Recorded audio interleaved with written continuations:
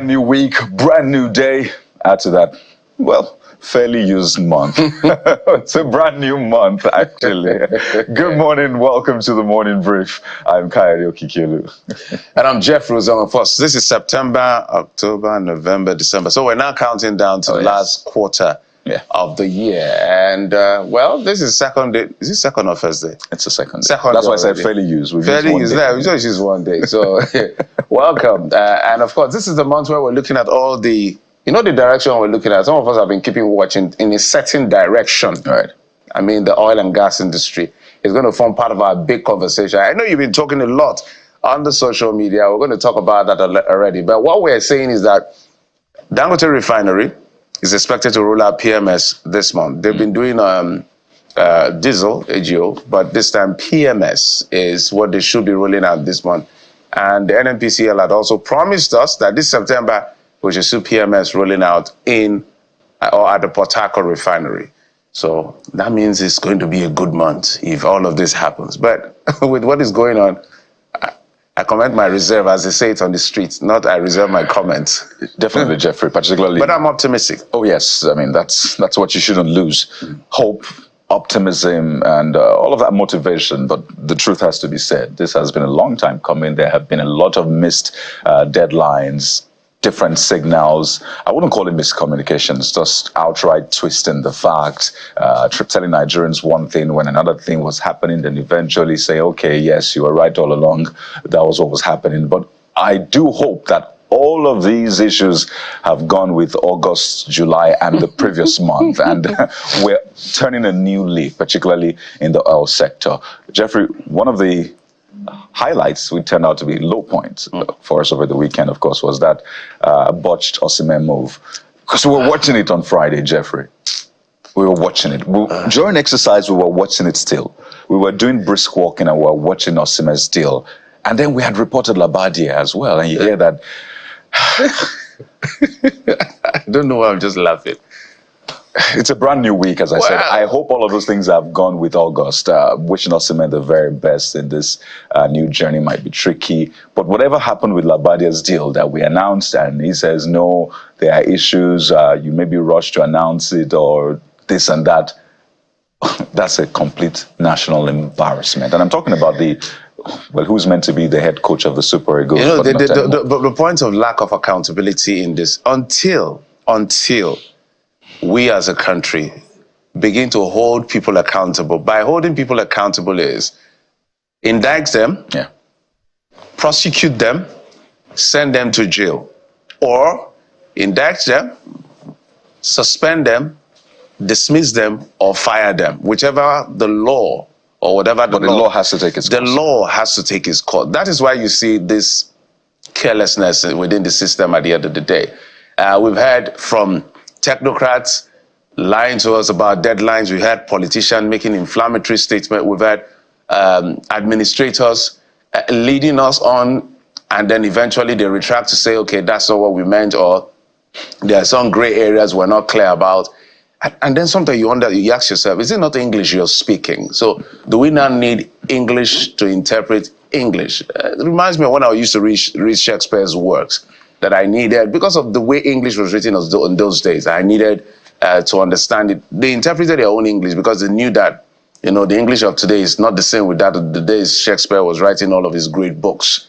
But now we have simple English. If you say come, come is come. So, for instance, the one I have growls with is the CFO of the NNPCL.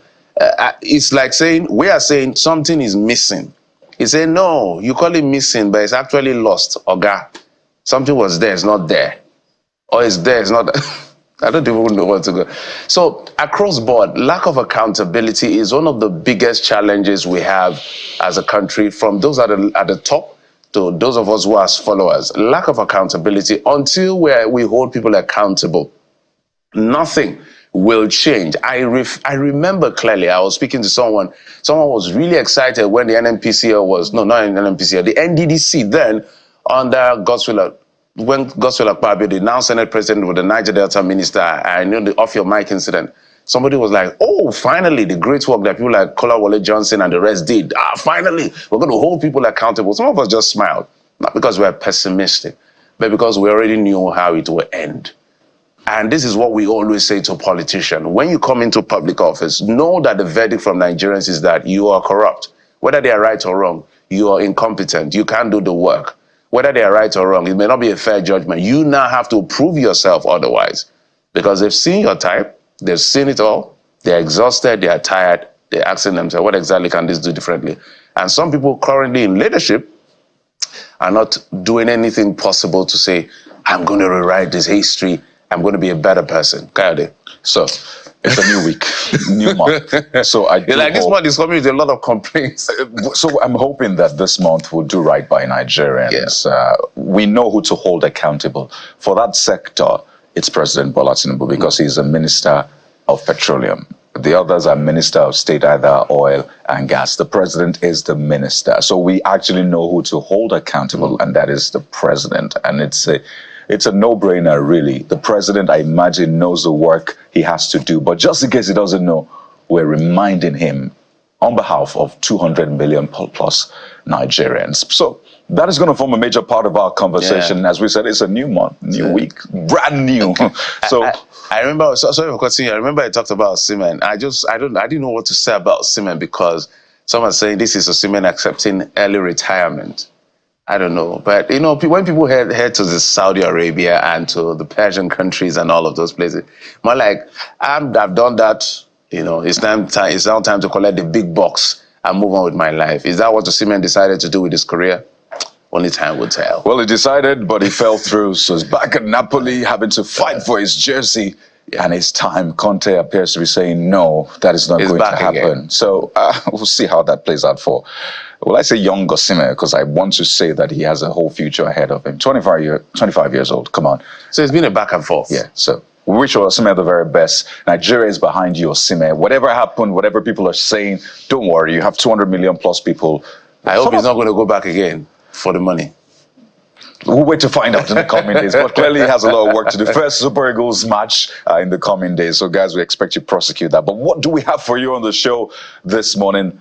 Let us unpack, shall we? And this is where we're starting with. We're starting with security, as President Bola Tinubu essentially unleashes military might on Sokoto. The question is, can the new sheriffs at DSS, NIA bring the much-needed intel to tame the twin towers of banditry and separatist insurgency ravaging the north and southeast, coupled with the ministers and the army chiefs, where we're dissecting the new strategies and collaborative synergies which you think we needed to turn the tide on Nigeria's hydra-headed insecurity challenge. Where we will also turn our attention to our cash cow. Now that the NNPCL has finally admitted of financial constraints and oil suppliers, will the long queues get worse? Plus, can private sector magic unlock the billions of dollars trapped in Warri and Kaduna refineries as NNPCL hunts for investors? Add to that, the September deadline for production.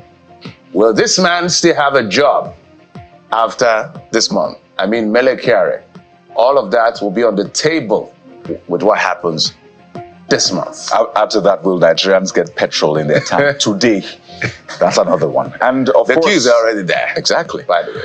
And we end with an empowering conversation as we uncover the secrets to generating multiple income streams, outsmarting economic uncertainty, and building wealth which is resilient in a volatile financial landscape. From side hustles, Jeffrey, to smart investments, we're trying to discover the keys to unlocking a prosperous future and making your money work for you and not against you. So join us this morning. Absolutely. And don't forget as well that we will be letting you in on the show, because that's the opportunity we have to relate with you, and we consider it a big privilege. So talk to us on WhatsApp as well as on X. Bring those posts on. And of course, on WhatsApp, just send your messages and your videos. If there's an update on Osimhen, going to Saudi Arabia, going back to Napoli. That window has been shut for now, at least.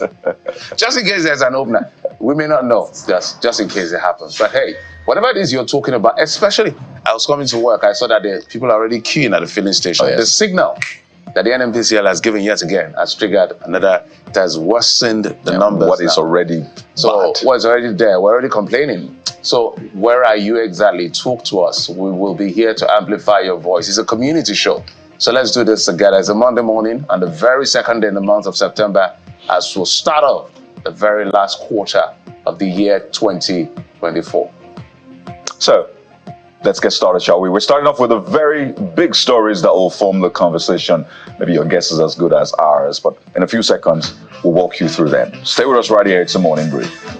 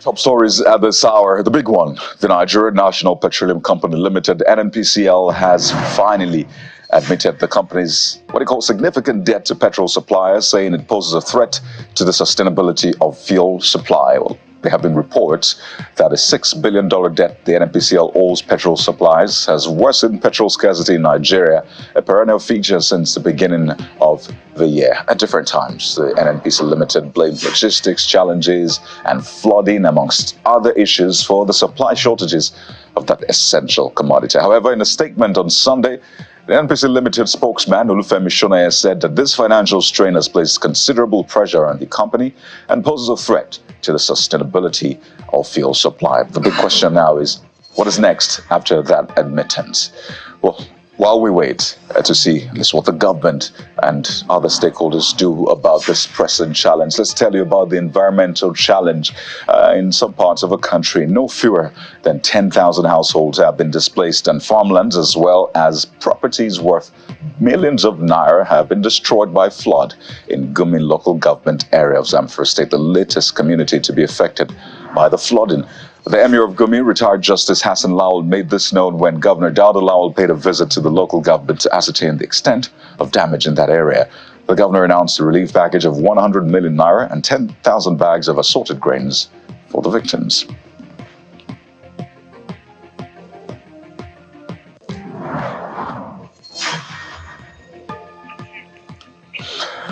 Well, we'll keep our eyes on that one. Let's head outside the country, where President Bola Tinubu arrived in Beijing, the capital of China, on a state visit. In the Asian country, the president will attend the 9th Forum on China-Africa Cooperation Summit themed Joining Hands to Advance Modernization and Build High-Level China-Africa Community with Shared Future. Well, this was disclosed in a post on X by the president's special assistant on social media, Dada Olusegun. Earlier, the Chinese president Xi Jinping had invited the president to pay a state visit to China in September this month, that is. And back home, Governor Godwin Obaseki of Edo State has called on the people of the state to give their votes to the candidate of the People's Democratic Party, Mr. Asue Godalu, in order to take the state to another level of what he calls infrastructure development. The governor made the call during the campaign in all West and East local government areas of the state.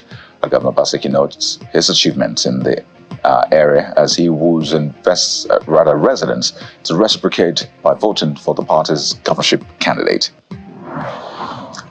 And staying in that state ahead of the coming election just barely a few weeks from now, residents of Benin City, the state capital, who have been enjoying free bus rides courtesy of the All Progressives Congress APC governorship candidate Monday Okpebolo across major roads in Benin metropolis since its launch in August, are expressing gratitude to the senator for extending the service to Edo South. The sponsor of the free bus ride service, APC governorship candidate, who insists the project is not politically motivated, explains that this is a way of bringing help in an area of critical need to the people. And the fight against drug abuse is next, as operatives of the National Drug Law Enforcement Agency, NDLEA, have intercepted a total of 31,124,600 pills of tramadol 225 mg and bottles of codeine-based syrup at the Port Harcourt Port Complex on Air River State and Tinkan Seaport in Lagos. A statement by the head of media and advocacy of the agency, Mr. Femi Babafemi, says the seizures were made following intelligence processed by the agency on the movement of shipments from their port of origin in India.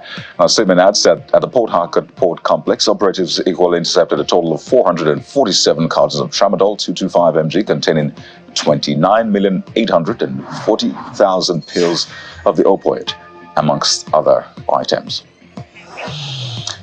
Livestock agriculture now. Farmers in Kano State, that's northwest Nigeria, have lamented the high cost of fertilizers due to the general inflation in the country. And according to the farmers, they say that this will negatively affect both yield and the cost of farm produce. Now, the race against time is on to ensure that this all-important implement is made available at a cheaper cost to ensure that Nigeria doesn't slip further into food crisis.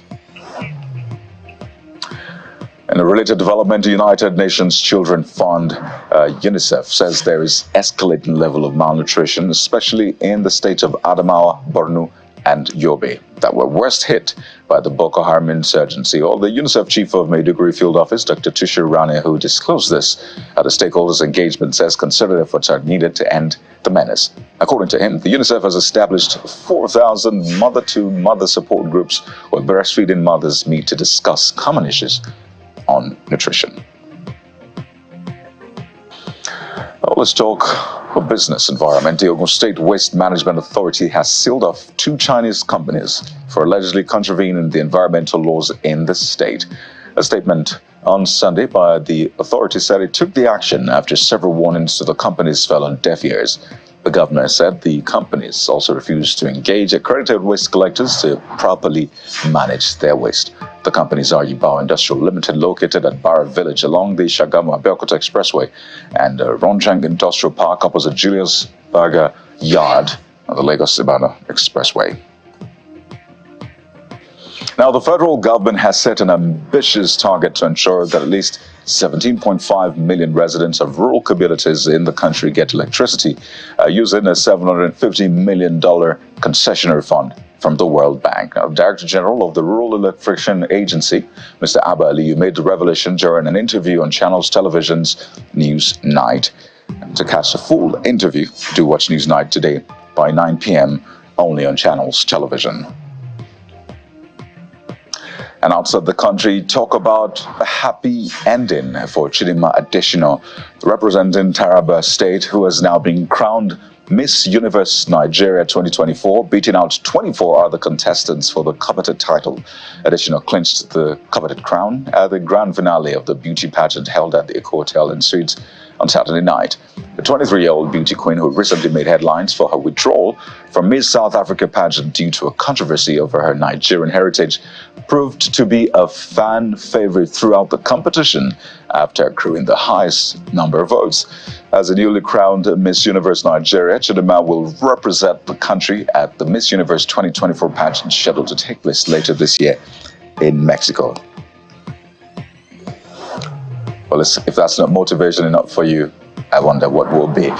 And outside the country, thousands of people have rallied across Israel after the bodies of 6 hostages held by Hamas in the Gaza Strip were recovered by soldiers, causing national outrage. Protesters, many clad in Israeli flags, descended on major cities, including Tel Aviv and Jerusalem, demanding that the government reaches a deal to secure the release of the remaining hostages taken by Hamas during the October 7th attacks. Sunday's protests were largely peaceful, but crowds broke through police lines, blocking a major highway in Tel Aviv. Now, these demonstrations come as a major Israeli labor union called for a nationwide general strike today, urging the government to strike a deal. And now, sports news. Manchester United manager Erik ten Hag says he's not Harry Potter. That's a reference, of course, to the kid wizard, and is adamant that his side have a great chance to lift the trophy this season despite their chastened 3-0 home defeat by Liverpool. Well, it was a bad day for Ten Hag, given his starting lineup included 6 of his signings. His latest £50.5 million Uruguay midfielder, Manuel Ugarte, who was introduced to the fans before kickoff, having been registered after Friday's 1200 BST deadline to play in the game. Well, United are now 14th in the Premier League table with just 3 points from their opening 3 games. Well, an average of 1 point per game, it won't say. But those are the top stories. By no means the end to what is making the rounds, particularly from your end. So let's get Jeffrey in as we walk through what you were saying about the top stories, Jeffrey. Well, Ten Hag has said, I'm not a magician. Well, let's give him that opportunity. He lost, and it's just maybe the league is too early to begin to judge him. But United fans are not taking anything less than the best. The fans expect you to be a wizard, a witch, whatever it is it will take for you to win the matches, even if you haven't won. Just conjure something. One of the things I like about football is the speed of accountability. Yeah. As soon as that's why they say all coaches is either you're about to be sacked or you've been sacked. Yeah. So as soon as you don't perform, the football coaches, you're on your way out already. We already know you're on your way out. But maybe let's see how it plays out for him. For some of these legacy clubs, they have a way of just holding on and to these coaches and see how things play out for them. Yeah. But for others, they may not be that lucky. So let's get to what you've been saying. And the big one has to do with the NNPCL. Talking about that financial strain that they have. When they release their financial statement, and boom, we saw 3.3 billion. But some of us who understand beyond some of those headline numbers, we dug deep and we knew that there was a problem. That statement had clearly stated there was a problem with cash flow. Right. Look at that gearing ratio, and at the end of the day, when the CFO came and was talking about the fact that, look, what we're paying is shortfall, not subsidy. Okay, just calm down. The most important thing is that there's under recovery, which has stretched your finances, and there's even a defrayment of your dividend to a federal account. So you have trouble, and now you finally acknowledge. So that's NNPCL finally acknowledging that all is not well. They're indebted, and it's really affecting them because they are taking on the cost of, PMS supply from the federal government, which is AKA subsidy. So finally we can say with good authority, because I don't know. Makabele says, when Nigeria is ready, this organization will either serve its true cause or get ousted. For now, keep up the shambolic show. And you can understand the frustration for Nigerians. Different flip-flops, you say, Jeffrey. You talked about the subsidy part. People have been saying clearly this doesn't make sense. But said no. Shortfall. It was under recovery during the previous administration of Buhari. It's just changing names. Changing names. That's one. 2 is the $6 billion debt. 6.8. Exactly, 6 billion plus. And it was said that this NNPCL, you're owing. NNPC Limited released a statement saying we're not owing. What happened is a credit line was opened. And what we're doing is we're trying to pay first. Small. Let's use the Nigerian term, small. So essentially, not admitting. Now, coming over to say yes, not even admitting, acknowledging. Now, you need to see the terms used. We acknowledge, not admit. So I think that we should get to a point. First, these things should not be in the pages of newspaper first. If you're a transparent organization, let it out straight up. At the end of the day, wait for people that's why we're insisting that the NNPC must get to the stock market, get quoted on the exchange. Because in situations like this, everybody in charge gets fired. Yeah, you sit up. Well, take a look at the next user. Olubumi Fadiora says NNPC Limited's acknowledgement, I should say, but you say admission, of financial difficulties and debt to petrol suppliers is a red flag for Nigeria's fuel supply. This is not the time to keep quiet, this user says. An urgent audit is needed to uncover the root of this mismanagement and ensure our energy security is not compromised. Let's demand transparency, this user says. It's simple. Inem Junior says, thank you for the transparency in addressing the financial challenges the NNPCL is currently facing. I hope you've not read that. Well, I did, but sometimes these things are worth taking twice, but you can move on to the next one. Okay, let me move to the next one. Bruce here says, NNPCL has successfully mortgaged the energy future of Nigeria. The company is run without care for profit. On the records, they recorded profit. So let's say the one that is fact. Yeah. There is profit. 3.3 trillion naira 2023, 2.2 2022. The previous year, 600 billion. The previously 200 billion. Then there was a loss of 800 billion in 2018. So the question we can track from Nigerians is, so where's the profit? So that is what they are explaining. Good answer. Good answer, Jeffrey. Moving on to Gabriel Bolati. That's the next user, Safety Cabal, saying that Mr. Femi Shonaya, that's a spokesperson for the NNPC Limited. How are we going to continue this suffering about availability of petrol? Because that's actually what Nigerians understand, that they are on queues or they don't have petrol in their tanks and generating sets. Goes on to say this is unfair to Nigerians buying fuel at a high cost, yet it is not readily available. You guys should sit up and do your job, I think. No room for excuses, this guy says. All right, Sami Adekola says, it is nauseating to hear this from you after a month of fuel scarcity. It's better there is fuel and people pay for it than fuel not being available. People paying higher prices and yet still have to spend hours queuing at filling station. This is my general, what do you call it now? Counsel to Nigeria and the populace. So in corporate finance, there's something we call the balance sheet, statement of financial position. There's something called the income statement.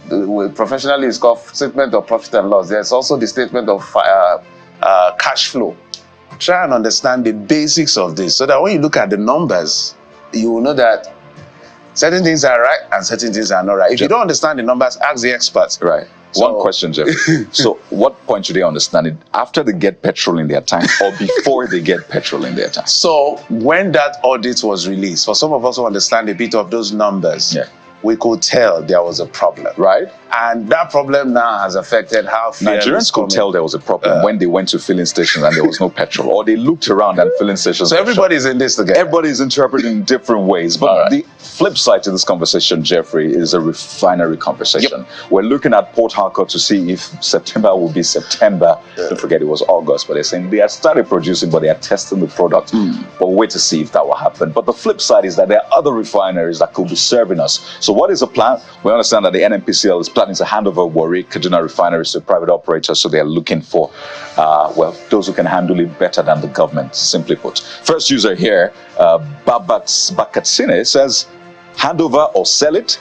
NNPC and Nigerian government should clear the air on whether they are selling it to private management or handing it over freely to them. Well, you shouldn't hand over freely. But again, when you look at the liabilities, sometimes you might not get a lot from it. So I think the term is operate and manage. Right. So that's what OMN. But you must have at least $2 billion in the works. So Amisa, the very best decision ever. Next best decision, scrap NNPCL, sell off his assets to private operators. This is very harsh. I don't know what to say. But you again understand where Nigerians are coming from. And finally on this one is Etiosa saying, so NNPC Limited is handing over Warri and Kaduna refineries to operators with a question mark. Sounds like a sweet deal, but let's not be fooled.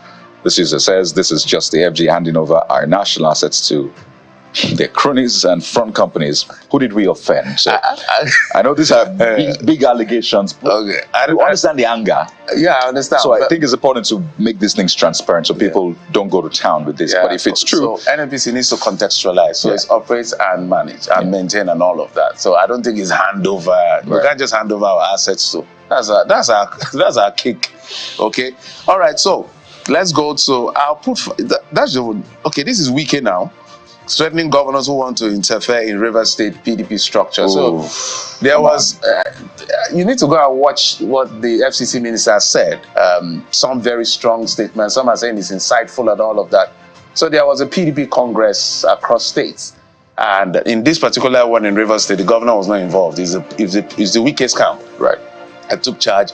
And that's where he started saying that some people are saying that he's perhaps overbearing, he's taking over structures and all of that. I said, well, we brought the structure, brought the governor. The governor said, he doesn't want us anymore. We collected our party. So he was responding to people like Bala Muhammad of Bauchi that they will take the structure, give it back to the governor, say, if you try anything in my state, I'll put fire in your state. Political instability calls it. That's what he said. That's what he said. Not fire. Well, political instability could lead to real security issues, as we see. So, but he said those things. He said, "I'll put fire in your state." Those were the words. Those are the words. That is scary. There's no way to explain it. So he said, and I explain it as a political fire. Well, if you put political fire, it could degenerate into something else. So let's go. What the Zuru says, the truth is that every state governor should control their state party affairs, but not trying to give the party structure to another state to people that are actively involved in the growth of the party. The PDP governors are trying to create more political crisis in River State. There you go. But this user, That's Bariga from John, Zuru. yeah, Bariga John is escalating this beyond just politics. Says that, and this user tagged DSS. Official DSSNG, please react to this comment by Wike. I believe it's not good for a minister of the FCT of Federal Republic of Nigeria to make such statements. I remember former governor of Ondo State of late, Rotimi Akeredolu, saying that some of these things are political gunshots. Some of the statements they make, that it's not meant to harm nobody. And the question we asked then, on a jocular note, is, but the people that take it to town and say, well, you've said that, let's do this. They go to town and disrupt ballot boxes and says, well, those ones are on their own. But from their own side, at least the leaders, they're just joking. But again, you have to watch what you say. Well, this, what Nyesom Wike, the FCT minister, says a lot about the activities of the PDP. Whether the PDP is so weak, can't take care of itself, or this is just politics, right? So we're going to have this conversation one day or the other. This is Ituma Sonny 2496 says he's a PDP member, and he was talking as a PDP member, talking to his party members, and it has nothing to do with Nigerians. PDP should settle their family problems and leave Nigeria out. PDP is not Nigeria, and Nigeria is not PDP. Okay? There you go. So we'll see how this plays out. If it's just politics, we do hope that it stays political and doesn't degenerate, and just let's have a relative peace. But let's take one more for you, and it's a cherished story, Jeffrey. You know, Chidima, a lot of people heard about her, the issues she had in South Africa, trying to run for Miss South Africa, and eventually she pulled out as a result of the racism, the racist remarks, and she came back home. And guess what? The same Chidima additional, the stone that the builders rejected, has now become the cornerstone, as she has won Miss Universe Nigeria 2024. Olamilekon is the first one we'll take on this one, saying, as expected, congratulations to her. South Africans can donate their tears to, what's CS, Jeffrey? The comment section. Oh, that's what CS means on social media. You're the chief of social media, so you should. I didn't even know what it meant. It meant Hamza 14 says, I thought Miss Kwara won. Courtesy South Africans' massive vote for Miss Kwara. But really? They really don't like this girl like this. They came all the way to vote. Come on. But it's good to see. Of course, she'll now go ahead to vie for the global pageant, and I imagine she'll meet South Africa in that one. But, well, I think it's all love from here, and we hope that it's the same from there. That's how we'll anchor on this beat. Keep your comments coming in, hashtag CTV Morning Brief, or on WhatsApp. We hope we've been able to inspire you, particularly by Chidima's story. But we'll take a moment now. When we return, we're talking security. That relocation to Sokoto, what does that mean? And then we'll get into the NNPC Limited matter. It's a big package today. Stay with us.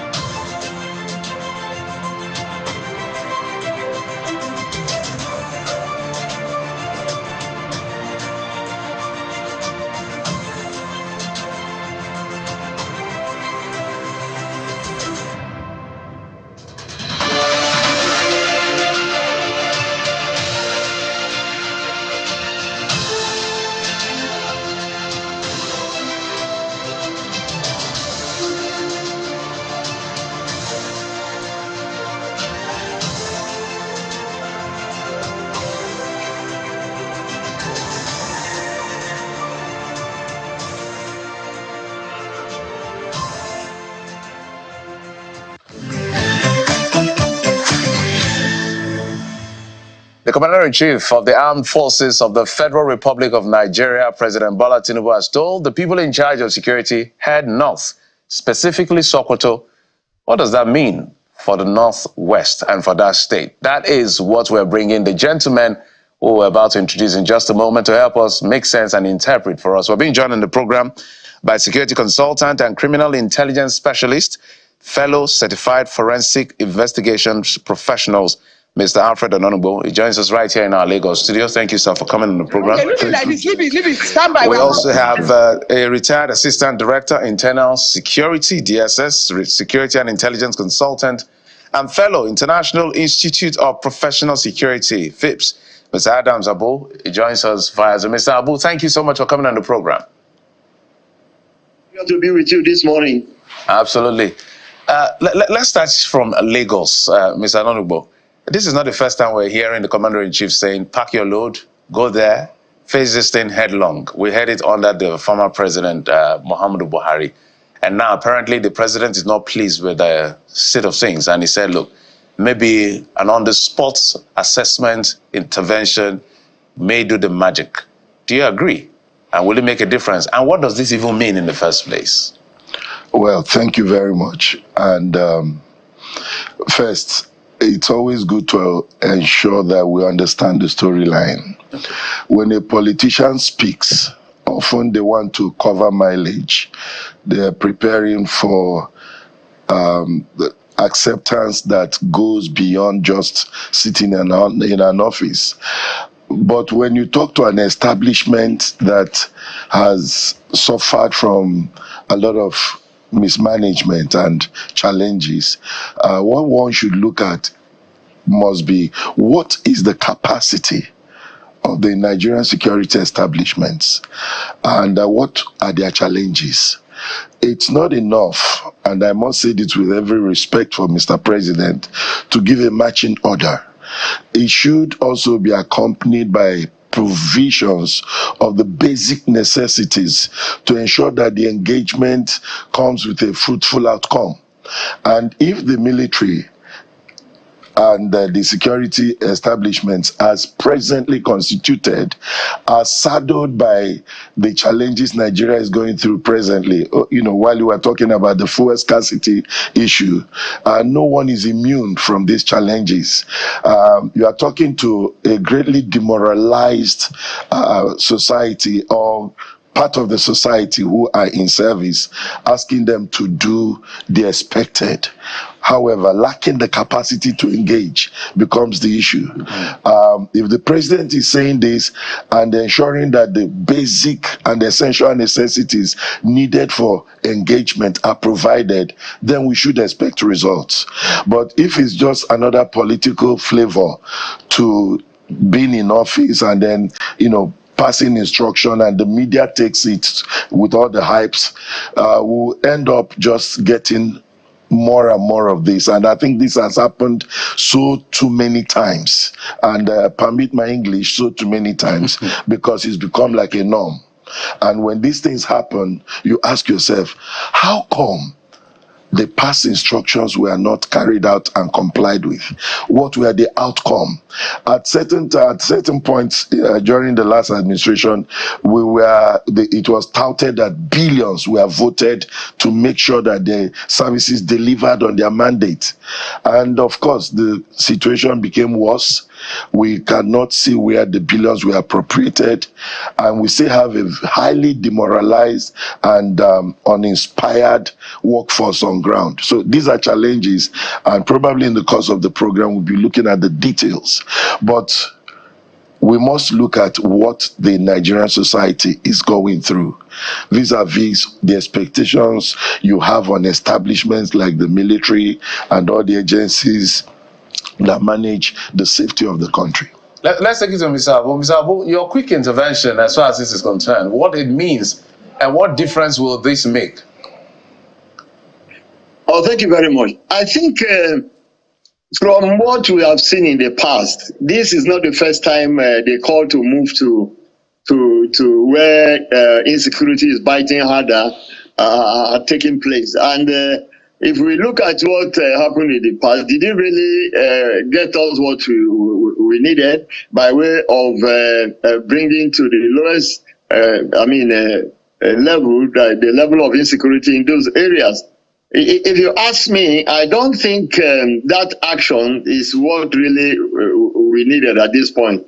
Take a typical example of the medical students that were rescued. The whole force did not move into that place.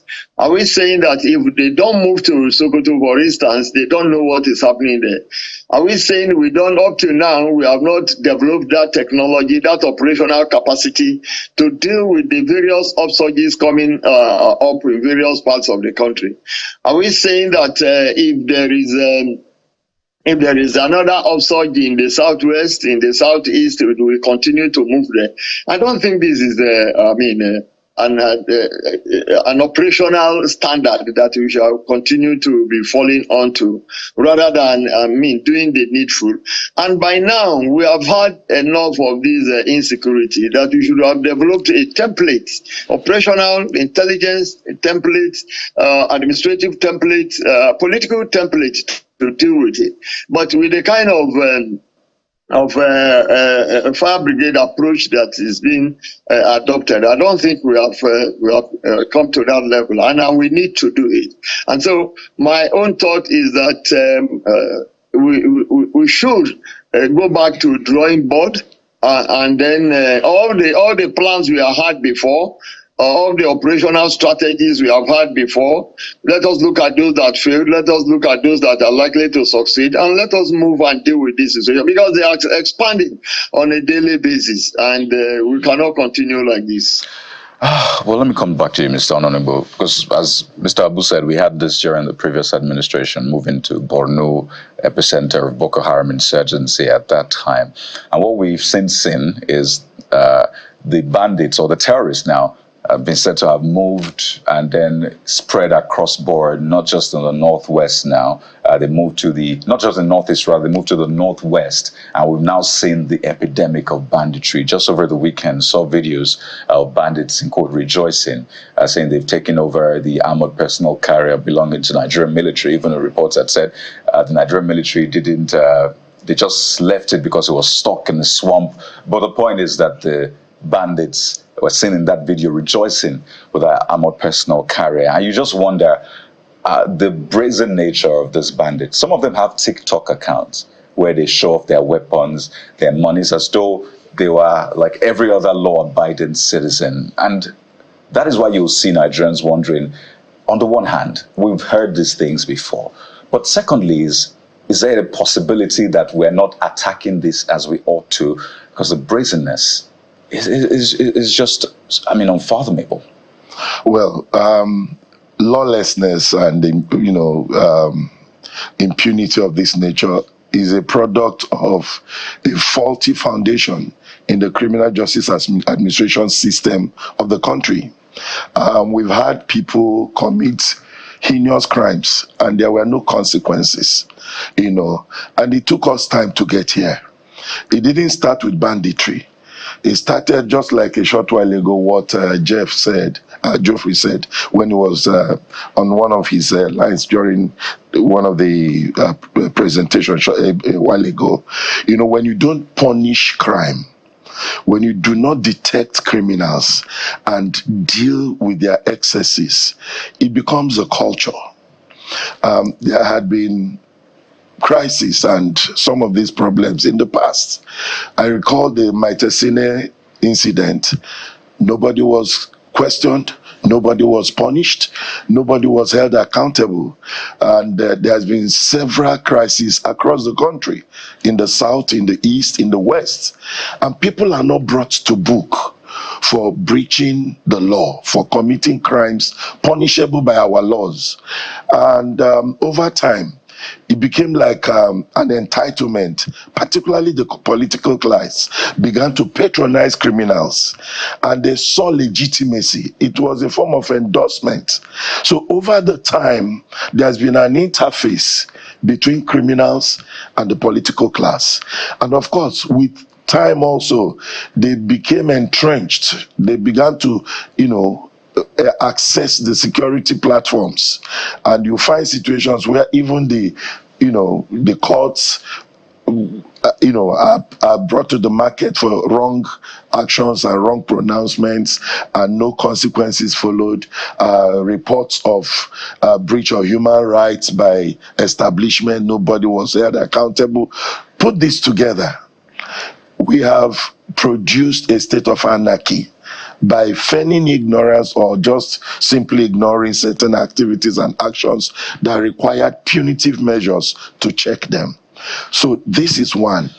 Also poverty, because when Nigerians, and we are talking about Nigeria, not Rwanda, not Ghana, when Nigerians can no longer earn decently to live comfortably, a lot of people have resorted to anti-legal means to survive. These are lawlessness being accommodated. It's so bad that people who steal are being honored in our communities. How is this playing out in what we are seeing? These are the back end to the impunity we are seeing today.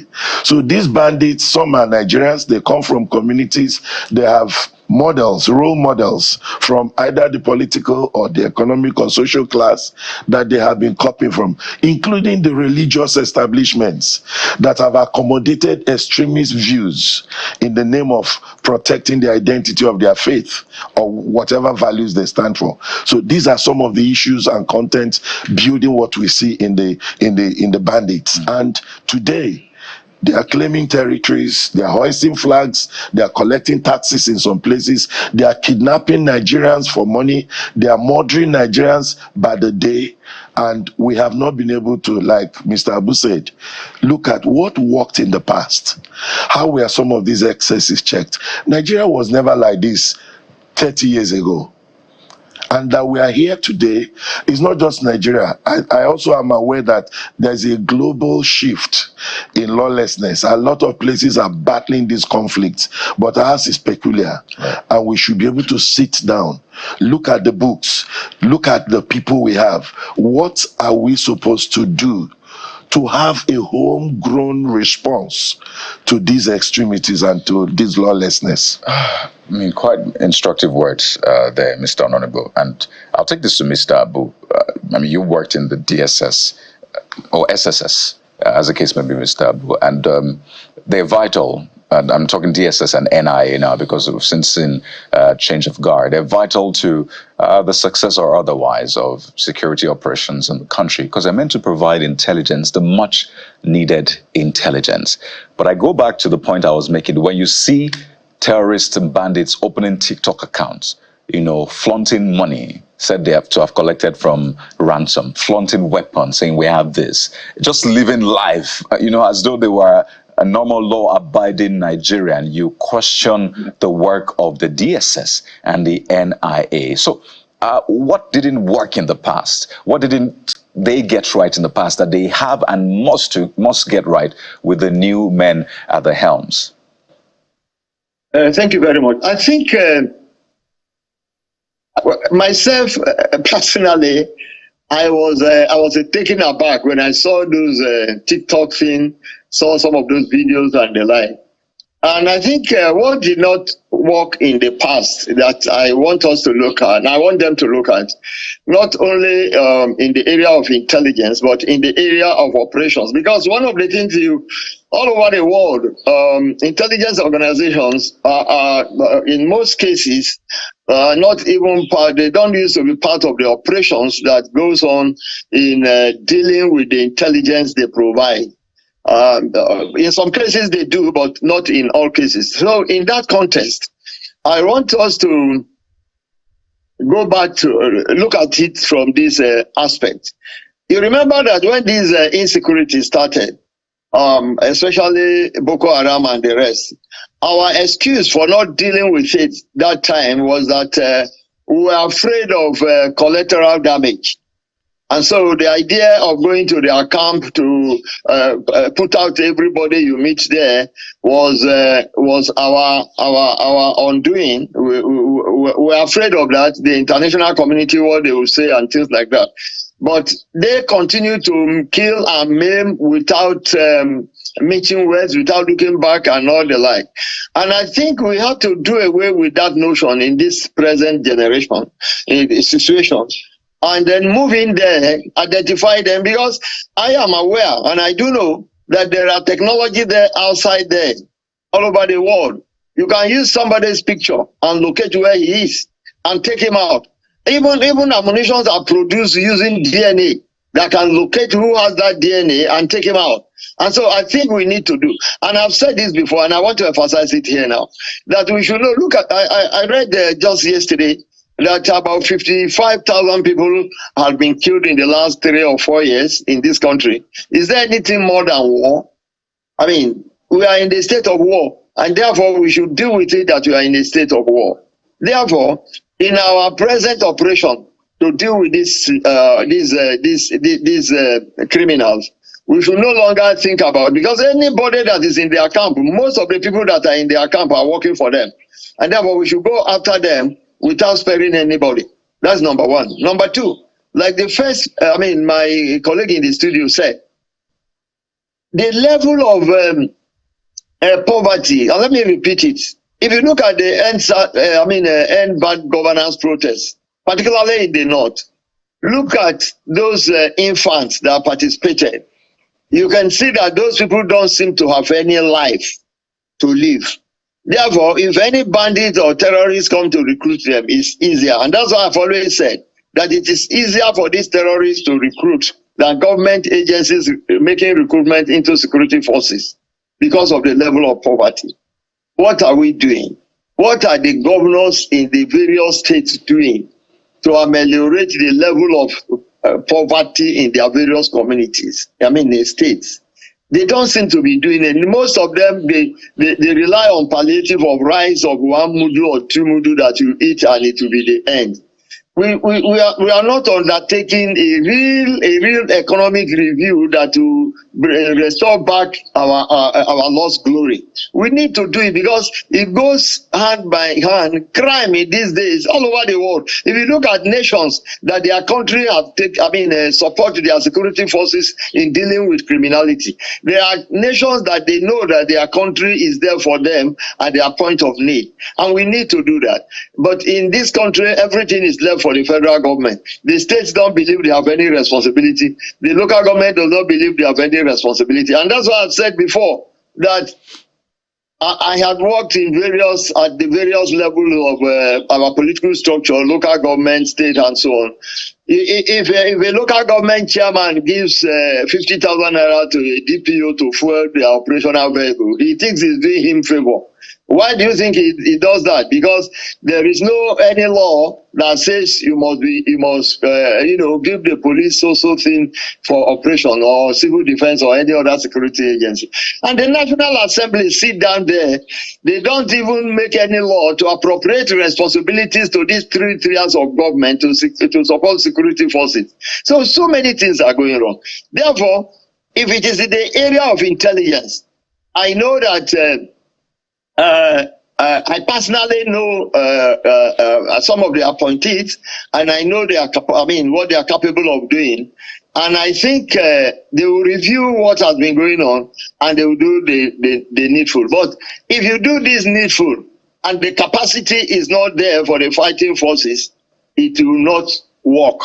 Therefore, government must provide for more recruitment, more training, and acquisition of latest technology. In fact, let me repeat it here. How many commands of the various security agencies can sit in their command and control office and watch the various forests in their area of responsibility and know what is going on there and send a response team to deal with the situation? Do we have that? If we don't have, I think the earlier we begin to have them, not just at headquarters level, at area command operational level, we are supposed to have these facilities. And I think the earlier we do it, and the citizens see response, it is then that the citizens will support what you are doing. If not, we will continue to be beating about the bush, and it's not good for this country. Well, let's bring it to you.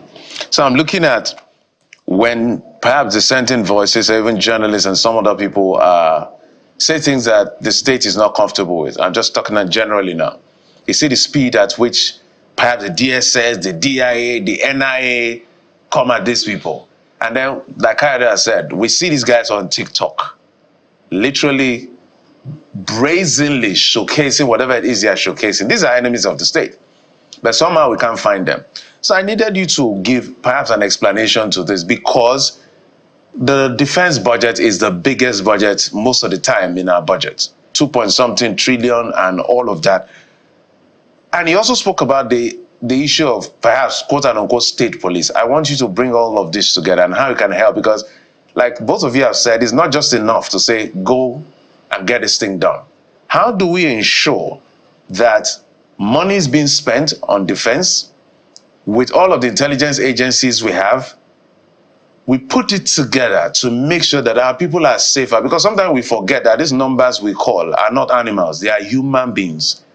Human beings, we understand that about 1-point-something billion was spent in about, between June last year and June this year, one SBM intelligence agency said that's how much people used to pay for ransom. So if there's a payment for ransom, somebody collected the money, and yet we can't see the level of security we need in certain parts of the country, which necessitated this move by the president to say, go that way. So my question is, how do we reconcile big budgets, a lot of technology on our hands to do other things, yet we can't get these guys and get this job done? Is it that complicated, like they say in security?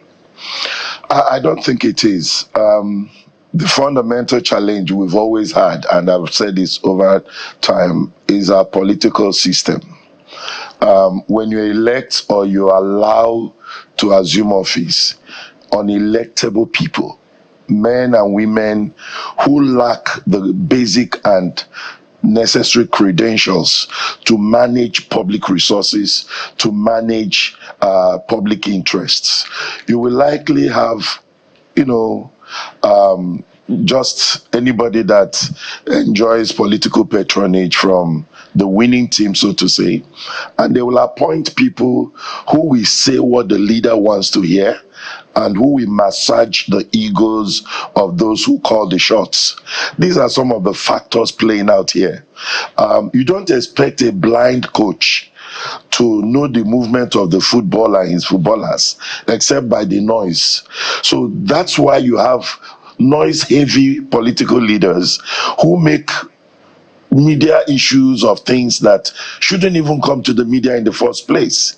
The insecurity of the entire Nigerian nation has affected us economically. It's crippling our education system. It's affecting every aspect of our social and creative lives. And here we have this situation. The solution is we must go back to the drawing board. I also have a difficulty in accepting the quota system, and even if there should be in engaging people who run the affairs of the state, they should be by merit. They should be by antecedents.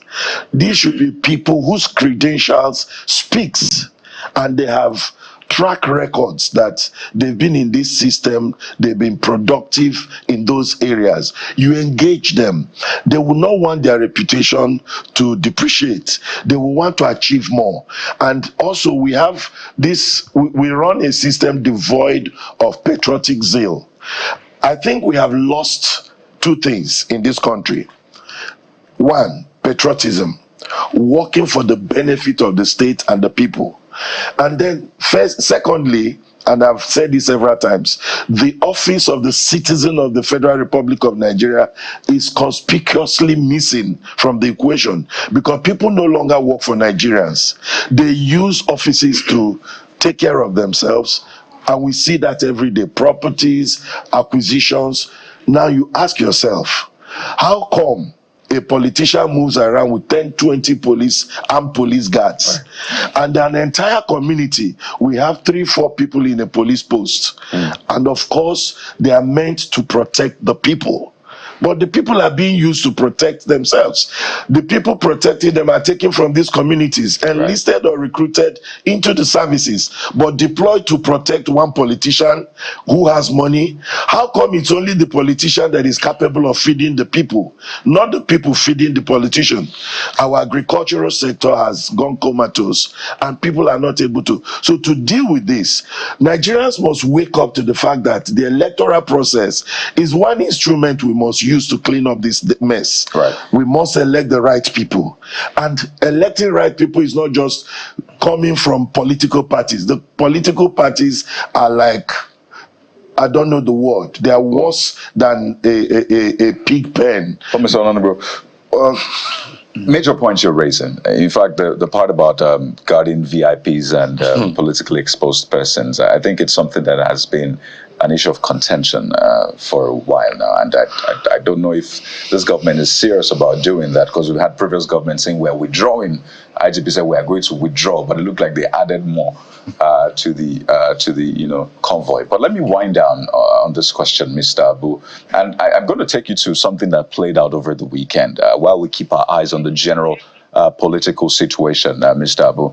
So a lot of people have been asking the DSS to invite the FCT minister, speak to him, find out why he made statements about putting fire in other states. In a political context, some have said, and of course he was speaking in a political event talking about if people interfere in what's happening in River State, then he will put fire in their states. So help us understand how these things work, at least from the DSS point of view. When statements like this are made, does the DSS look at it and say, oh, this is something that we need to look into? Or you look at the context and say, okay, maybe this was a political gunshot, has been said, and let's just let this slide. How does it work within the DSS? Well, thank you very much. That statement as it is, from the point of view of security, it is inciting and is frightening. Some people, even in that state, even will be afraid to come out and oppose him. Let me say the minister now. But if you want to know what the DSS does, you see, some of the things that the DSS does in situations like this are not things that the general public will know.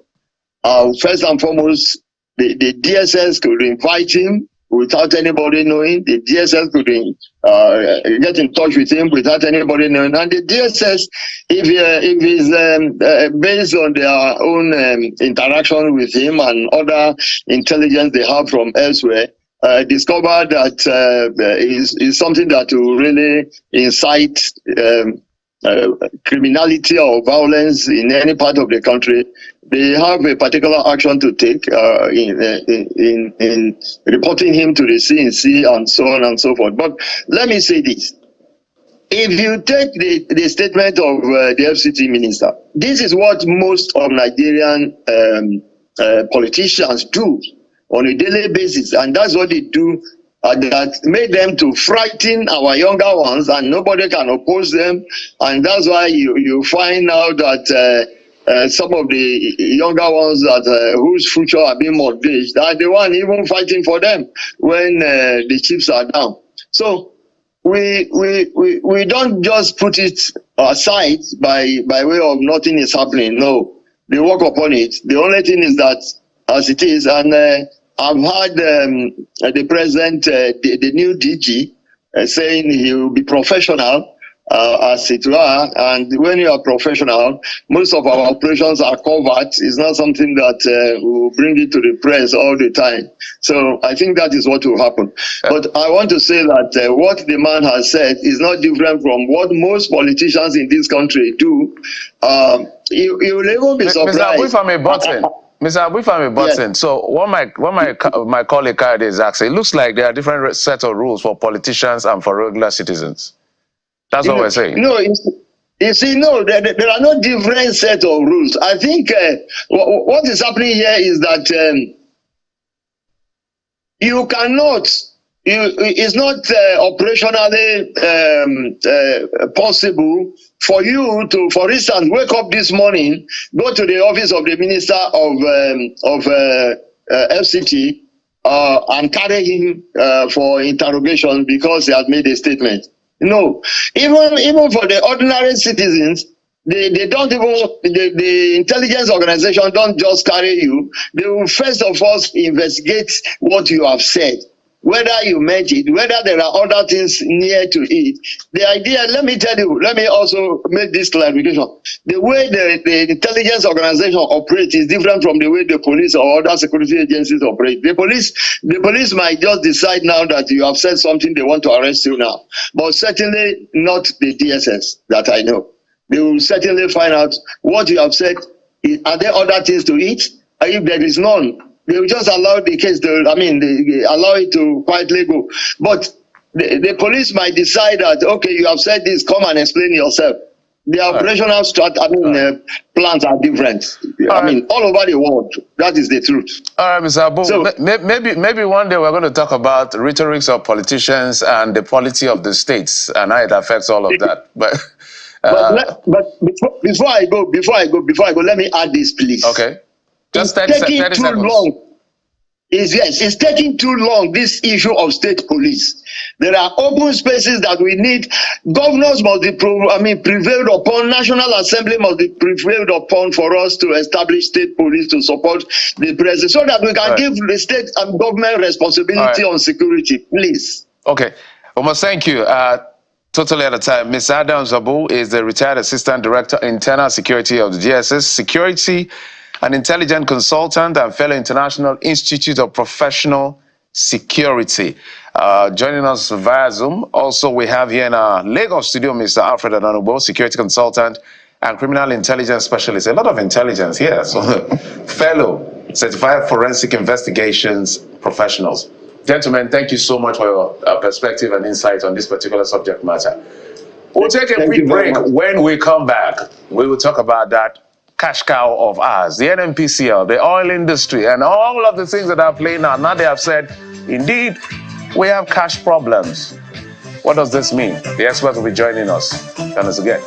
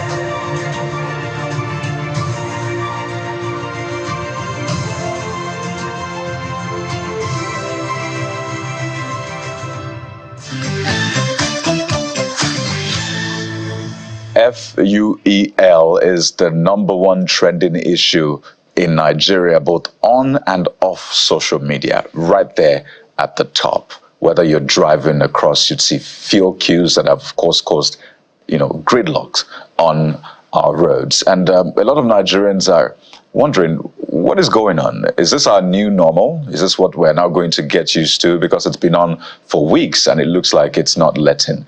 Add to that, the admittance by the NNPC Limited yesterday that, well, yes, we're owing. We have cash issues, okay? Yes, you got us. $6 billion plus is what we're owing. Add to that, the under recoveries, shortfalls, subsidy, let's just use that term, that has been a back and forth ever since. The Port Harcourt Refinery is still in the mix. Yes, September is here. There's a lot going on right now, but let's get the experts to speak to this. We're joined on the program by Mr. Martin Anovo, a petroleum engineer. Good morning, Mr. Anovo. Welcome to the morning brief. Good morning. I see a smile on your face. It's looked like the smile that will come before the hard issues or the hard-hitting, issues. So let's get straight to the point, because Nigerians have spent hours on fuel queues, so they just want solutions, right? This admittance by the NNPCL Limited on the one hand, please, how does it change anything? How can we resolve this? I want us to start at the end, then we'll walk all the way back. I like your choice of words, admittance, because this has leaked nearly a month ago, and it was denied. Right. So that introduces the major issue, which is the integrity issue, because he has been previously denied, even though it was technically denied. Now that they have admitted, we can start thinking about how to fix it. So that's the first thing. The second thing is that the actual logistics, because we don't know the details of the logistics situation now. What I mean is, do you have a vessel coming with products? Do you have a vessel already in our shores with products? Are you lightering as we are talking? We don't have those details. Well, the report is that there are a couple of them, but they don't want to deliver or supply because of the debt issues. Yes, that's what I'm saying. Yes, have they been purchased? Are they within our territory? Because if you have not paid and there's no consignment assigned to you already, then you're talking over 20 days to get here. Like 20 days from now? Yes, to get here. Right. If you're taking off from Belgium and you're coming here, then you're talking like 20 days to get here. So that's why I'm saying that, is it on the sea? Is it... No, what we understand is that they are already, close by. In fact, no, that's easy now. That's easy. That's very easy now. If they're close by, that's easy now. All you do is you light and you're in your depots. Where would you get the money from? Now that they're saying that we no, don't that's have... easy now. That's easy. It is? You're talking about a national oil company. I mean, you have been borrowing money previously. You borrow again. I mean, in the shortfall. But until we do the right things, right, we're not going to get the right results. And what happens is that when we make the first deviation, you won't see the full effect.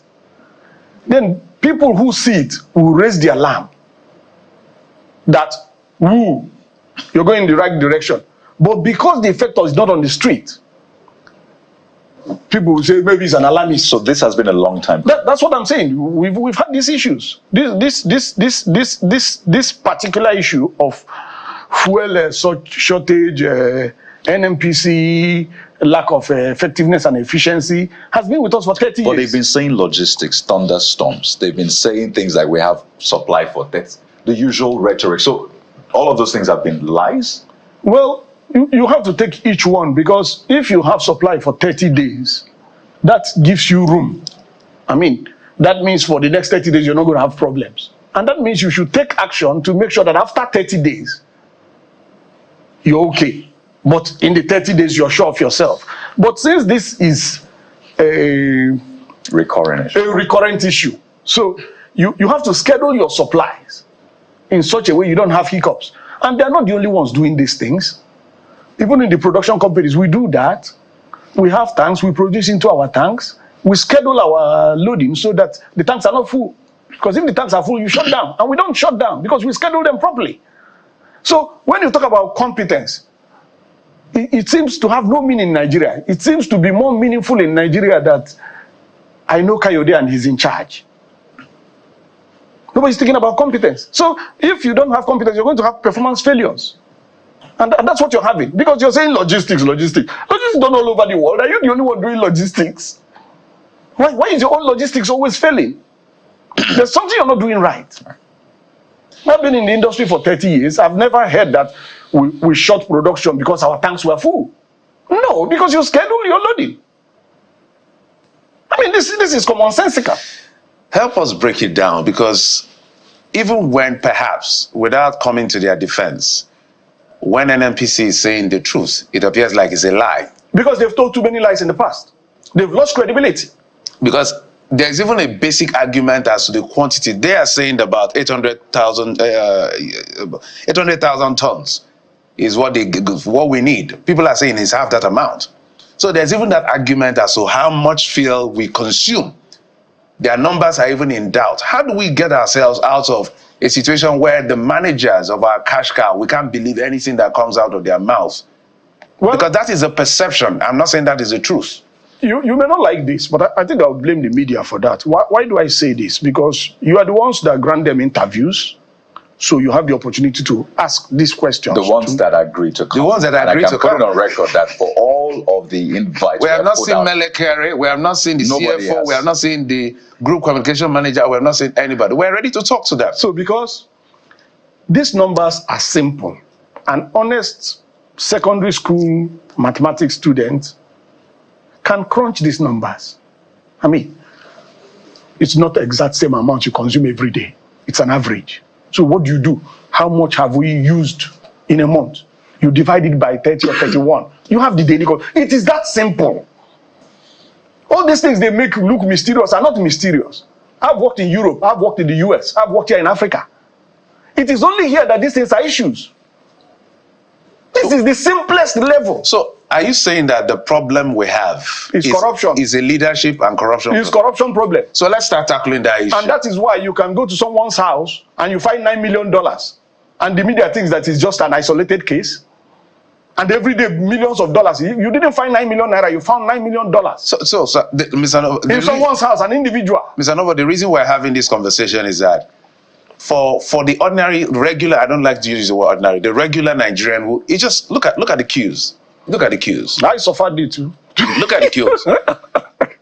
And it's going to get worse today, given that release by the NNPCL. So the regular Nigerian who doesn't understand corporate finance and all the numbers and economics, who doesn't understand the details of the oil and gas industry, for him or her, what works, that the system is working, is that they get to a filling station, they don't have to queue like this, and they get there, they buy it at affordable price or rate.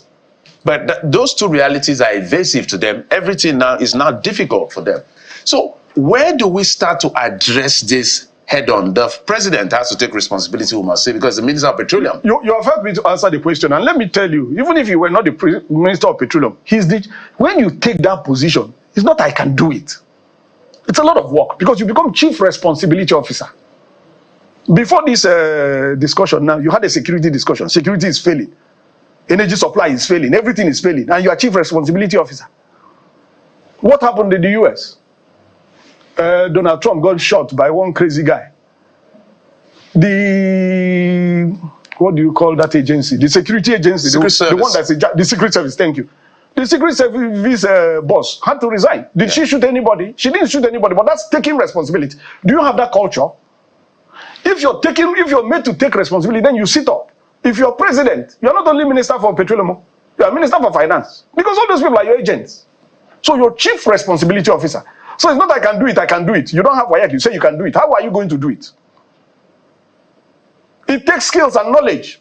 It takes experience. That was the same thing your security consultant told you. So these things, when I left the University of Houston and joined the oil industry, of course I had done IT here and I knew a few things. But I didn't come with all the knowledge. You learn a lot of these things on the job. So that's where experience comes in. That's where the training and the skills come in. So what we do in Nigeria is that we deliberately do the wrong thing out of convenience. Then it goes wrong, we start analyzing why it went wrong. It won't go wrong if you do the right things. You know, consequences. Just 2 more sentences, please. Right, go ahead. Ghana is refining. They did their own turnaround maintenance. The whole world did not hear about it. The professionals did it, it was properly done, and they are producing. Niger Republic is refining. It is in Nigeria that you people have all these fantastic stories. All of us have. You're Nigerian. I'm not part of these stories. I'm Nigerian, but I'm not part of the stories. There you go. I'm not part of the stories. I want us to put up these visuals. This is this morning, right? This is, yeah. The filling station in Alakwere. You see how the queue stretches all all the way. We're not at the filling station. The traffic on Lekki Egbe Expressway Road is caused It's by... unfathomable. So this is what Nigerians are going through. See, all vehicles, different shapes, sizes, commercial vehicles, private My Uber vehicles. driver friend told me he goes to queue at 4:30. At 4:30. Uh-huh. I So told this him, is when a do you wake up? full-time job for Nigerians right now. An oil-producing country with refineries, not one refinery, refineries. Like With the 7th biggest refineries now. there is no need for us. There is no reason, no excuse for us to be here. So this is what Nigerians are feeling, and they've said that Nigerians are very wonderful people. Whatever comes, we take it. Fela sang that song decades ago, suffering and smiling. That's what's still happening right now. So I want us to find a way to fix this, Mr. Onovo. You are not the minister of... No, it's simple to fix. But let me quickly read what the NNPC Limited said. Pardon me. It said in that statement that in line with the PIA, NNPC remains dedicated to its role as the supplier of last resort, ensuring national energy security. Please hold that in one hand. Goes on to say, we are actively collaborating with relevant government agencies and other stakeholders to maintain a consistent supply of petroleum products nationwide. How will that be done? Consistent supply. We are not seeing this consistent. It is simple, and it's been done in the past. The Bishop of Ekiti, he said, put the right people in the right positions and things will go right. It's that simple. Incompetence has a cost. This is part of the cost. Corruption has a cost. This is part of the cost. It's that simple. You do it right, it goes right. Nobody, the media will not even know. Because they won't have this situation that will alarm them, and then they start doing a program. What is going on? The products will be at the filling station, and whether you are refining here or not, because refining here gives you the economic advantage. Yeah. But all is about supply. If you're importing, you import, you load your depots. The tankers go to your depot and supply the retail stations. I go to the retail station, I buy. Kayode goes there, he buys. It's that simple. So, and then from your experience with the system, with the particular system you're managing, you know the redundancies, you know the capacities. Then you make sure it doesn't fail. You know your buffers. What is your buffer? Buffer is what you have in your storage that you're able to keep supplying, like the 30-day supply. If you have 30 days supply, you know that in the next 30 days, I don't have any problem. Yeah. I have to provide for after the 30 days. So if I know it takes me 20 days to get supply, then I already know that by the time my next supply comes, I'm only 10 days left. So that's what you manage. It's that simple. So, Mr. Novo, since it's not a culture to fire people, we have the president who cannot be fired. He's our president. You can fire him. Yeah. Impeachment is fire. I don't want to get into that conversation. We have the Minister of State for Petroleum, Oil, what's it, Henneke Lekpobri, for gas, Ekperikpe. We have Mele Kyari for the NNPCL. We have Gbenga Komolafe for NUPRC. Ahmed, forgotten his full name now, for the NMDPRO. Leaving the president, for instance, who should we fire?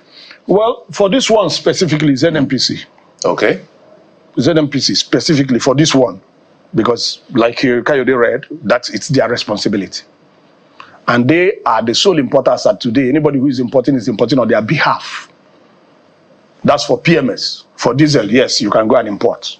But for PMS that is still kind of controlled, if you're importing on their behalf because they commissioned you to import for them. So, in spite of the PIA and the fact that they say it's open. Well, you don't want to run a PIA that is on this your studio.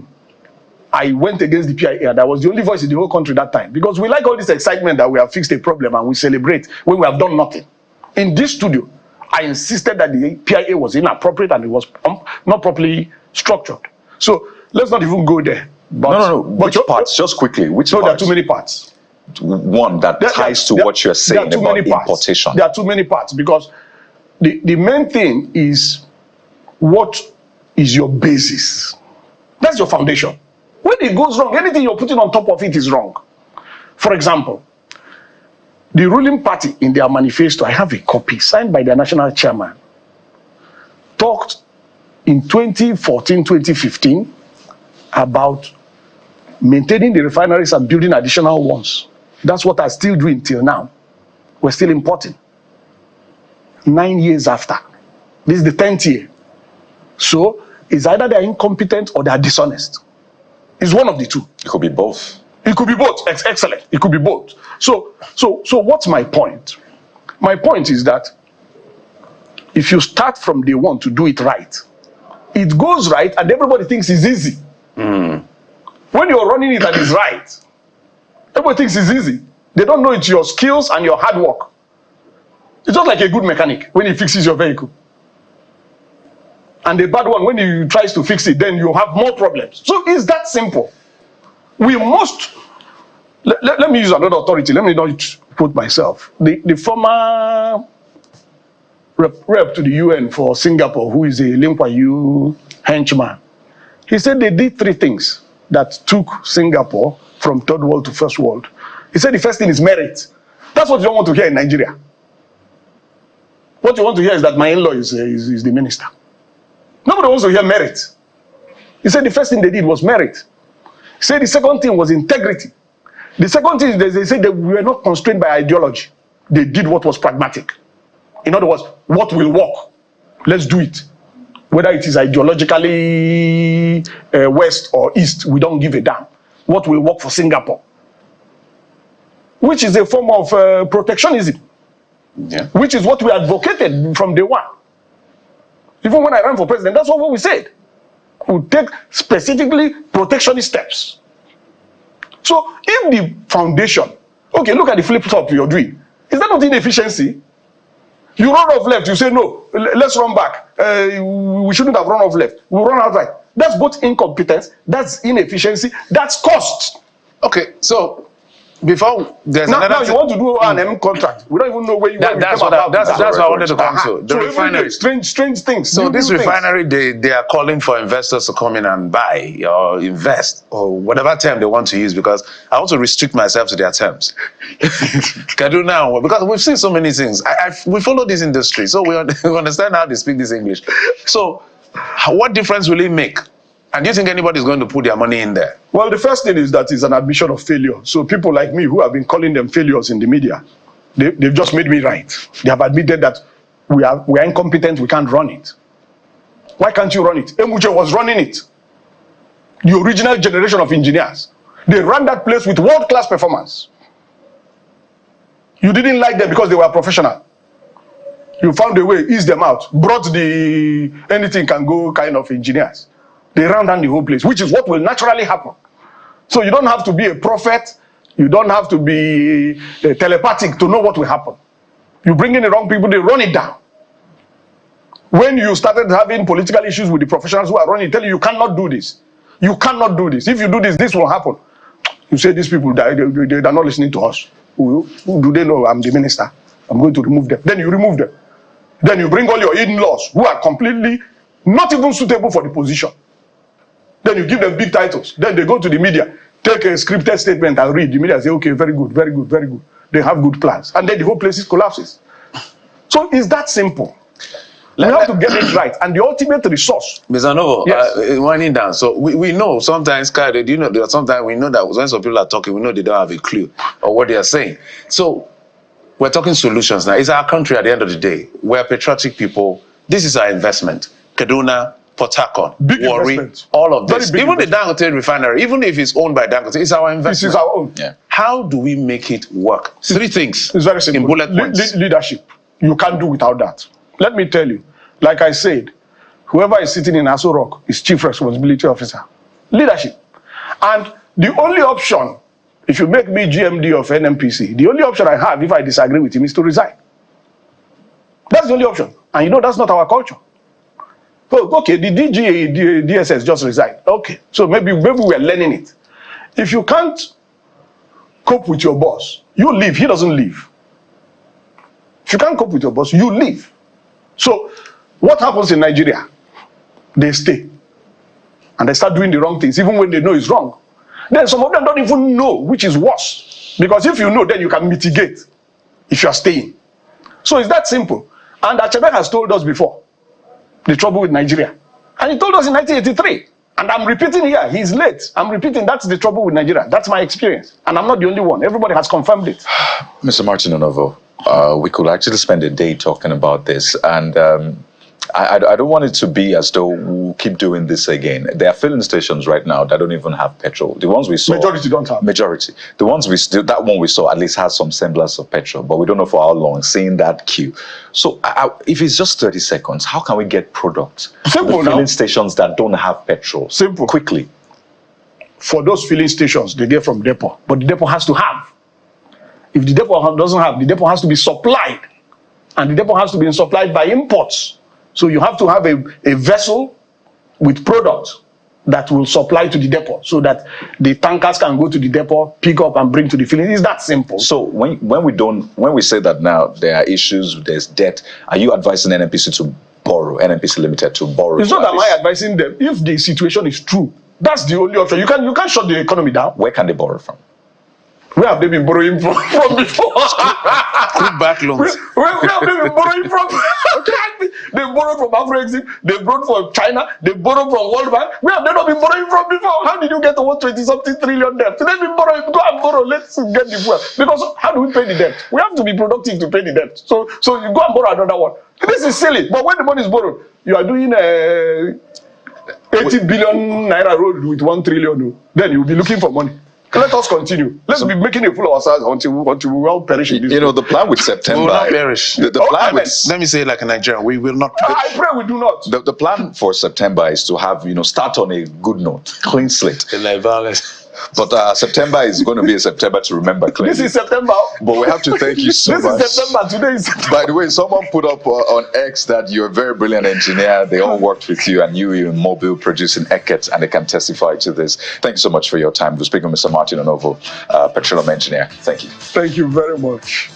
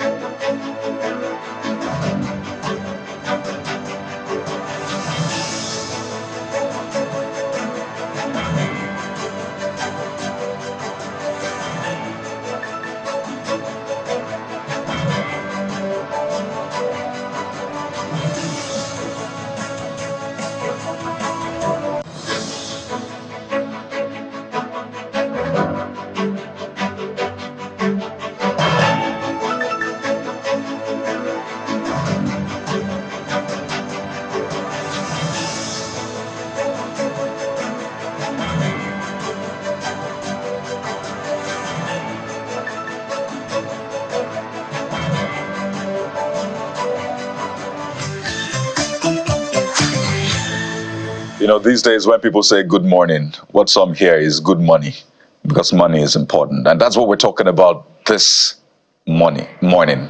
Pardon me. We have joining us on the show Shola Adeshaki, finance and wealth coach, lead coach, founder, Smart Stewards, also a chartered accountant. Good morning, Shola. Good morning.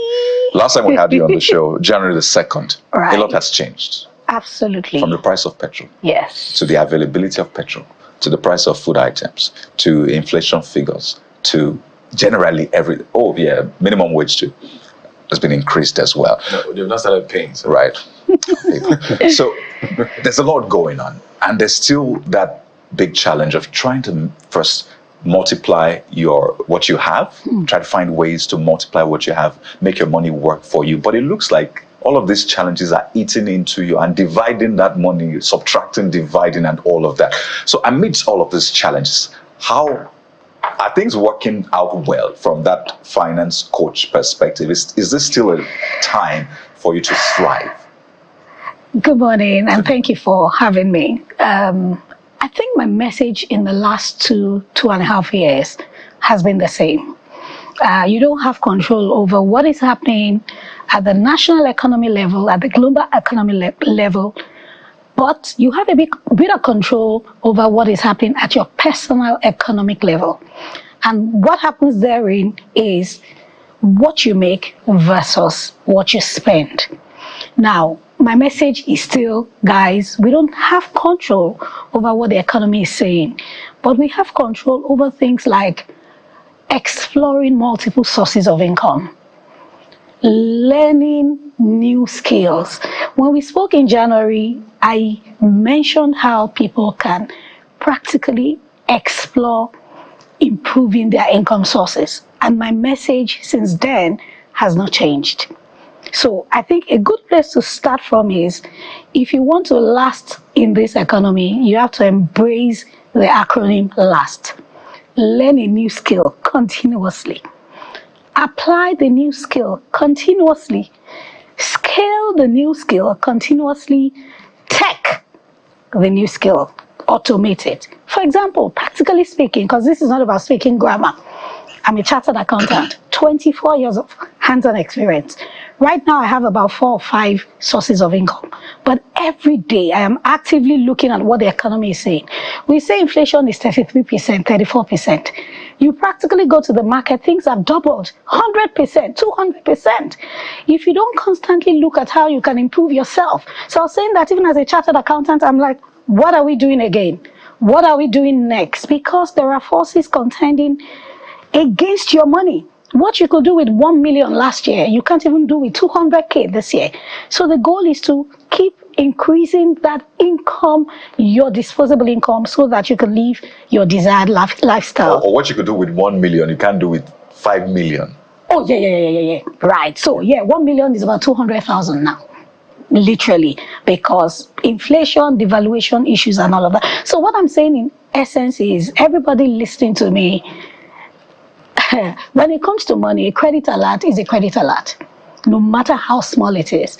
And a credit alert is always better than a debit alert. So whatever your hands find to do, as I am last week, I was learning a new skill that I'm going to monetize. In addition, so there's no shame. You can't be broke and be proud at the same time. Listen, and you can't be waiting for the government. We have been waiting for a long time. So what you practically can do is, what are the skills I can learn? What are the things that people need around me? Before I finish, I'm going to share 5 things you can practically monetize in this economy. So what I'm saying is, A, keep your eyes off those realities, because I saw your video in the last conversation. The cues are there. We can't wish them away, and we can't wish our situation away, but we can wish ourselves into a new level of income. So skill yourself. Last. Learn a new skill. Apply the new skill. Scale it. Use tech. So let's go to something practical. You're going to help us with a scenario planning. It's a simple scenario for us. I don't know what business or an individual you will take, and they'll help us apply these things you've talked about and the one you want to talk about. Because the whole idea of this program, this morning, this segment, is to help people get more money into their bank accounts or into their piggy, or whatever it is that wherever they put their money is. That's the idea. Because people are really struggling. I love it. Some is 100% inflation, some is 200% inflation, some is as much as 400% inflation. That's why people are even doubting the numbers from the MBS. But we will stay with the numbers and just do the best we can, because if we throw all of our numbers together, we don't have the right metrics to measure the things we want to measure. So give us a clear example. Practical example. Practical example, so that somebody who's watching can say, okay, this example, I can apply it in my life, or my business, or my whatever. Brilliant. So I qualified as a chartered accountant 24 years ago. About 5 years ago, I consulted for a company on the island. Every day I'll pack my lunch. But about 10, 11, I would start to feel peckish. If I ate my lunch at 11 and I was closing at 5, that means I had about 6 hours of no food. So I'll say, get me snacks. They'll say, Ma, we have to spend 1,000 naira on transport. So there's nobody around that can sell or that sells snacks. So one day on my way home, for the first time, I identified a snack shop around my area. So I walked in and I'm like, it was a Thursday, I can't forget. So I walked in and I'm like, tomorrow is Friday, I'm coming to pack some snacks and I need a discount, right? And they said, yeah, come. So Friday morning I went, packed scotch, egg roll, took it to work. As soon as I got to work, gave it to my office assistant. Within 1 hour, she had sold out. Like, what? On my way home, I went back there and I'm like, I'm not reselling, I want to learn. Saturday, the lady came, the whole Saturday, Sunday after church, she taught me how to become a confectioner, now whatever it is. So I went from being a chartered accountant to becoming a scotch egg maker, chartered scotch egg maker. That was how I built it. You backward integrated and wholesale takeover. Listen, I practically from nothing, no experience in confectionery, started a confectionery business. And for as long as I did it, it made me good money. That's an example. Look around you. So I was saying that there are 5 things you can practically monetize. Okay. What are you passionate about? Do you see? I love to speak about personal finances. I love confectionaries. I love fragrances. Those things have influenced the kind of business I have gone into. And then I look at what I'm also passionate about at the intersection of what people around me need. That's an example. What is your potential? Listen, we have to think very, very, very quickly. 3 months ago, a friend of mine was going to host a global conference. And then the night before, I helped her in planning. The night before, she said, Shola, you're going to host this conference. I'm like, what does that mean? He said, you're going to be the moderator for 3 days. I didn't know I had the talent. By the time we finished that conference, people were literally taking my card. Our next conference, you're going to host it. That's how I became a chartered moderator. Do you see? 2 or 3? Yeah. Three. Passion, potential, your past experiences sometimes. What are the things that you have gone through and that you're still passionate about? Look out for those things. Some of us, you read zoology, agriculture in school, and you're like, now I'm a banker, it really doesn't matter. Go back to it. There's something in it for you. Partnerships. Monetize, that's a first P. Some of us have skills, we need access. Some people have access, they don't have time. Look for people, like minds. What can we do together? Listen, I'm running a training on business consulting, how to understand the financial side of your business. What can you bring to the table? Can we join emotional intelligence? We charge together. We run the skill. Partnership. Can we join journalism? Listen. Okay. Does that meet Jeffrey? what online course? My first online course was on how to get out of debt.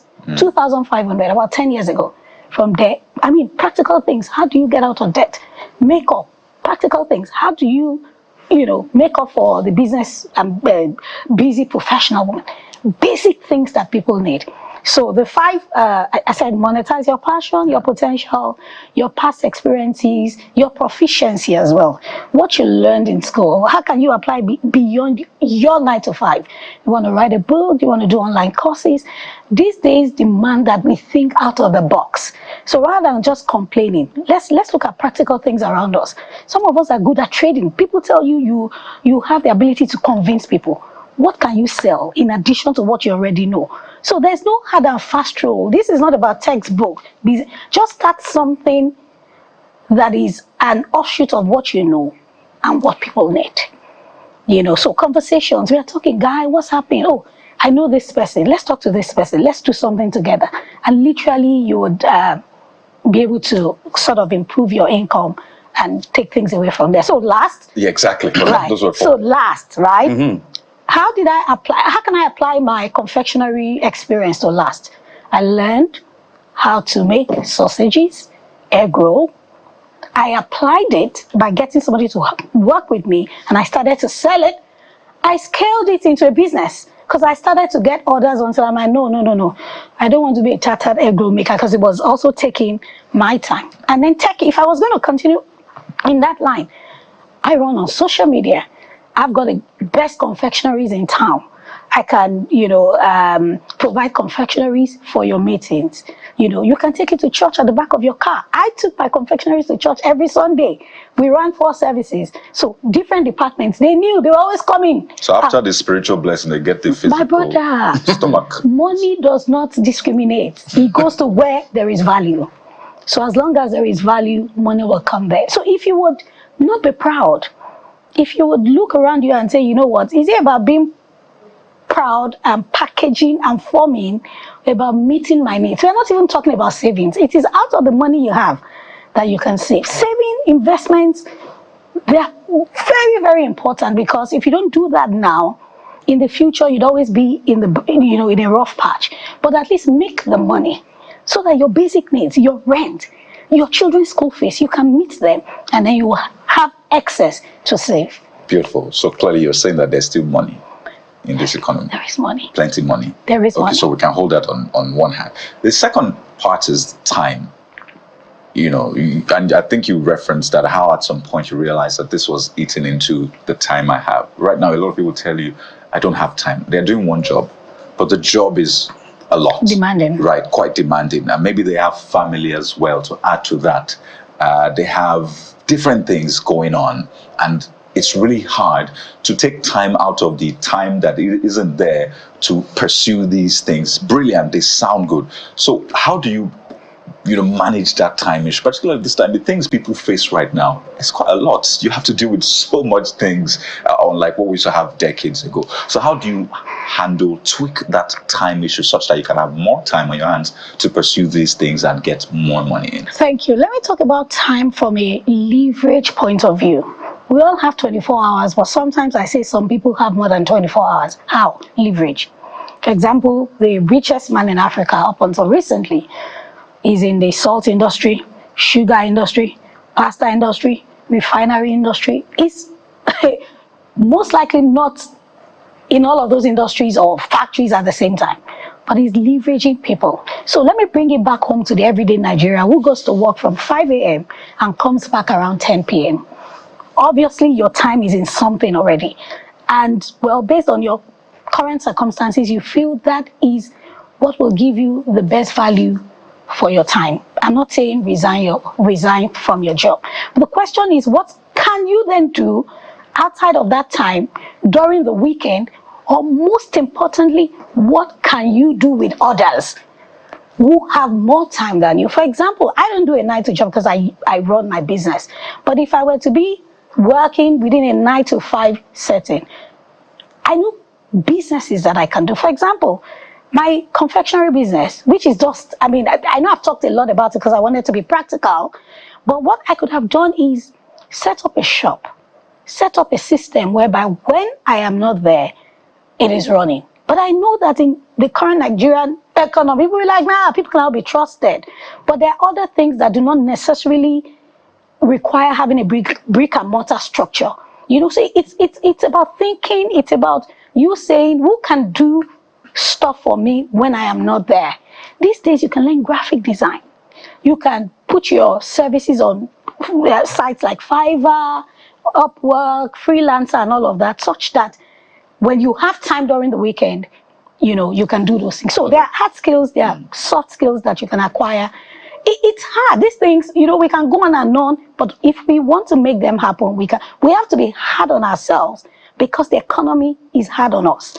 Okay, winding down, let's also talk to students. Right. So what do you advise for students who, everybody will say, well, face your studies, and the students are not even having enough to be able to take care of themselves, or the parents giving them money for some people within the lower echelon of the society. They need money to be able to buy books, pay tuition, although we have loans now, but not everybody may be lucky to get all of those loans.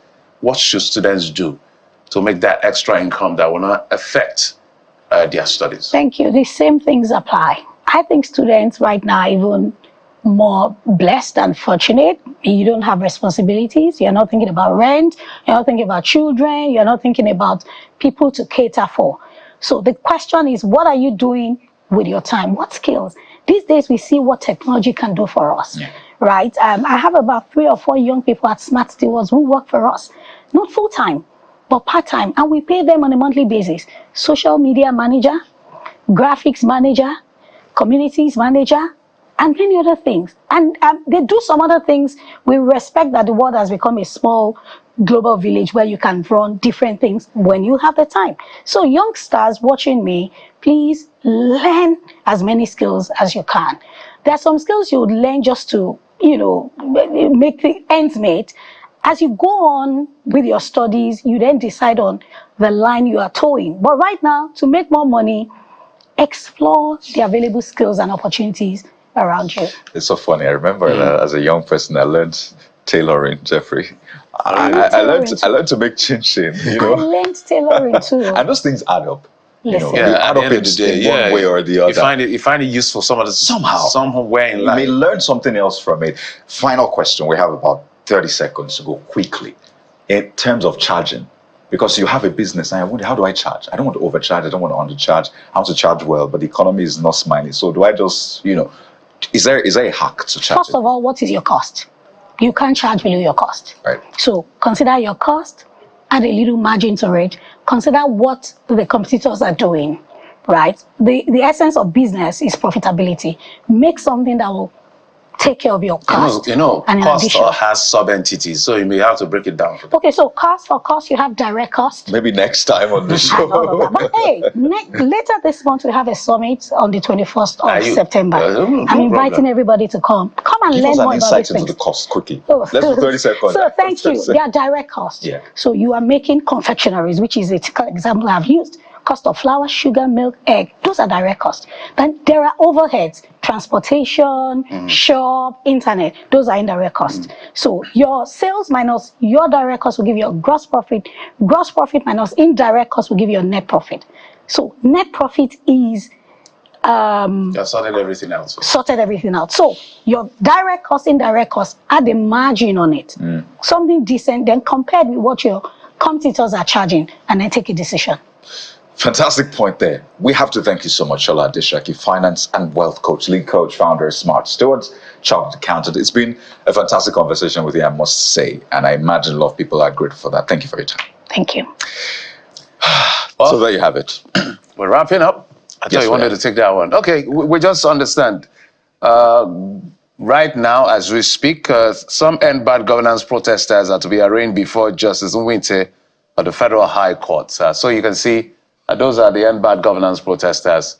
I think the charges range from treason or so. Well, as soon as we get that detail, we'll let you know. But those were the initial charges. So they are being arraigned before Justice Nwinte at the Federal High Court. So you're seeing the courtroom getting ready and waiting for the judge to come in for the proceedings to commence. So this is a developing story, and stay with Channels Television for all of the updates. But we'll have to anchor at this point on the morning brief. Fantastic show it has been. We wish you the very best this week and today. And may you get petrol. I'm Kayode Okikiolu. Thank you so much for watching. Sunrise Daily is up next at the top of the hour. I'm Jeffrey Songa. Bye-bye.